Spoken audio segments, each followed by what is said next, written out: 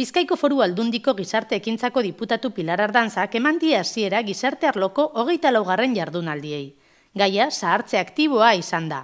Izan ere, 2012 zahartze aktiboaren eta belaunaldien arteko elkartasunaren aldeko Europako urtea da. Ekimen honen xedea, Europako biztanleak osasuntsu eta era aktiboan zahartzeak daukan garrantziaz jabetzea da. Ardanzak gogoratu du, duela urte batzuk jada Aldundiak gizarte ekintzaren lehen lerroan jarri zuela, Bizkaia adin guztietarako gizarte bihurtzea eta gainera haien beharrizanei erantzuteko eta haien ongizatea eta zoriontasuna lortzeko gai izatea. 700 pertsona baino gehiago egon dira Bizkaiko Foru Aldundiko gizarte ekintza sailak antolatutako zahartze aktiboari buruzko topaketan.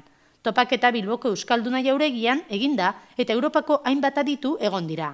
Topaketaren barruan gainera, laster Europako Parlamentuan aurkeztuko den zahartze aktiboari buruzko Bizkaiko adierazpena 2012 dokumentua ere aurkeztu da.